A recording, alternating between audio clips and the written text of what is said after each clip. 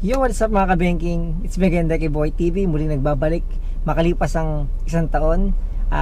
Tinarget ko talaga bago matapos ang 2023 at magbukas ang 2024 ay makagawa ulit tayo ng mga makabuluhang video tulad nito. Pero this time, medyo iba na yung natin, setup natin ngayon at iba't ibang vlogs na rin ipapakita ko sa inyo kasi gusto ko i-share sa inyo hindi lang yung mga part ng buhay ko na nasa motorcycle industry ako kasi madami din ako mga ibang ginagawa sa buhay na gusto ko makasama din kayo. So for today's video meron tayong i-unbox.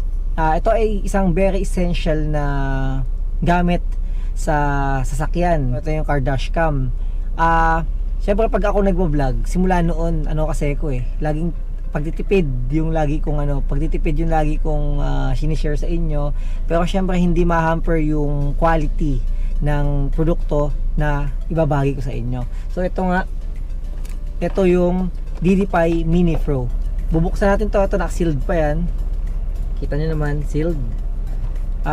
It comes with 32 gig. So bago natin buksan to, kaya pinili ko yung DD5 kasi nakita ko sa online na napakaganda ng quality.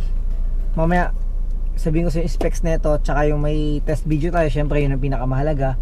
And then yung price kasi kung bibili ako nung mga talagang quality rin naman at napakaganda din, ay nasa presyo ng 5,000 ganun pataas. Eto wala pa sa kalahati. So bago ko i-discuss yung iba, siguro buksan na muna natin to para makita nyo na.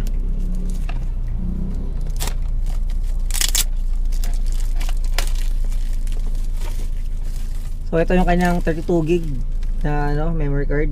Yan. Para siyang cellphone pang cellphone unboxing.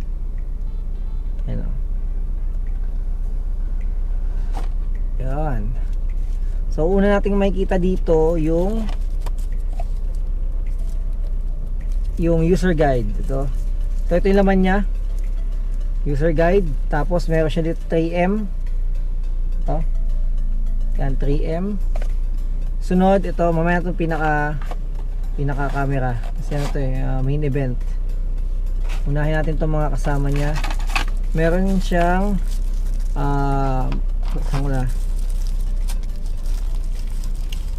cigarette port charger. Ito, yung diyan mo sasalpak yung yung USB type na cable.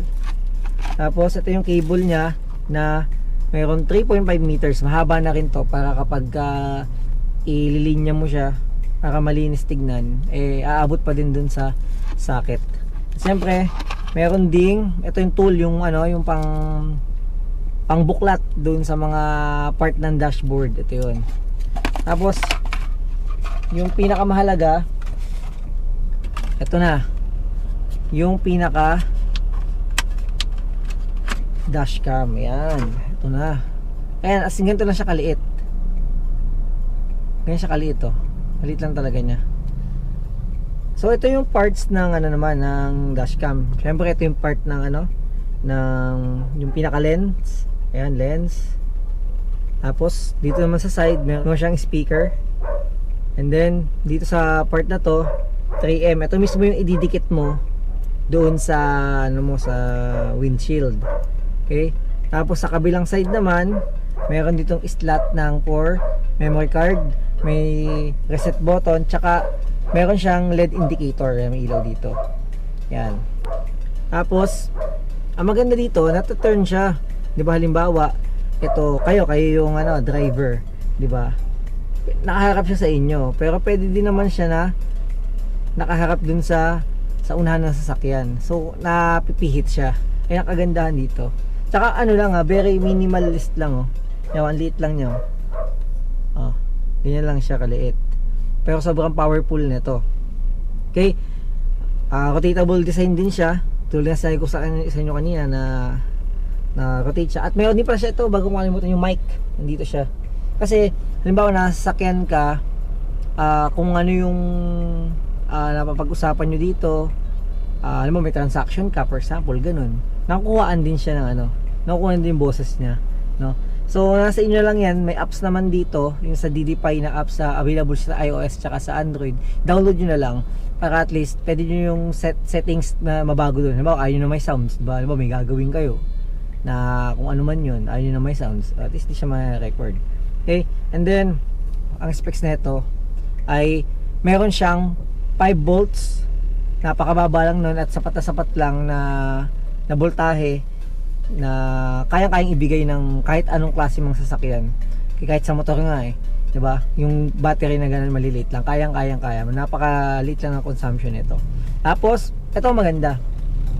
Meron siyang Super Full HD na 1296p. Di ba yung mga before may mga may mga lobas na 1080p mga ganun na resolution. So ito Super Full HD 1296p. So napaka powerful nito kahit maliit lang siya.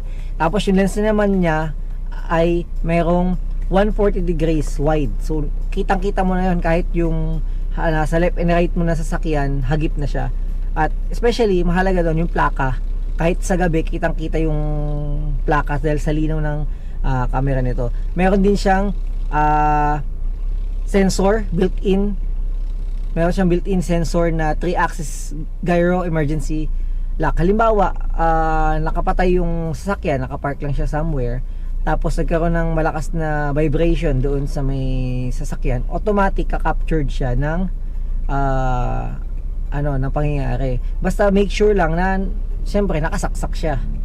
Nakasaksak siya, hindi mo siya i-unplug para at least magiging working pa din siya kung sakaling may mangyari na na kung ano man yon. Pero kung dun man kung nakapasok naman siya sa parking sa bahay siguro mas maganda tanggalin niyo na lang din, kasi may mga napanood din ako na car reviews, kasi hindi naman ako car reviewer, so I consider myself as newbie din.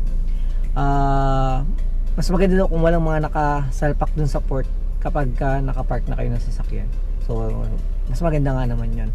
Then sabi ko nga sa inyo, very affordable tong dashcam na to. Very affordable to kasi ang SRP lang nito ay 2,387. So wala pa sa kalahati ng mga quality din talaga na mga dashcam na mas sikat sa market. So wala pa sa kalahati. Pero ang good news nito, ito nabili ko lang to na 1,443 kasi nung 12/12. So malaki yung discount and voucher. Mapasa Shopee man yan o Lazada. So kung bibili kayo, okay din naman sumabay sa mga ganon, di ba? Yung mga 12, 11, 10, mga 99, mga ganon, di ba? Pero syempre kung sabi ko kasi essential to, kailangan nyo naman, hindi natin kasi alam kung kailan mo talaga kailangan yung footage. Kung may budget naman kayo sa price range na gano'n, kayang-kaya naman. And then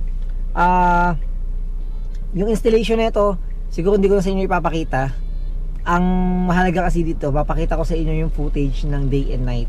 So sige, panoodin natin yung footage ng day and night.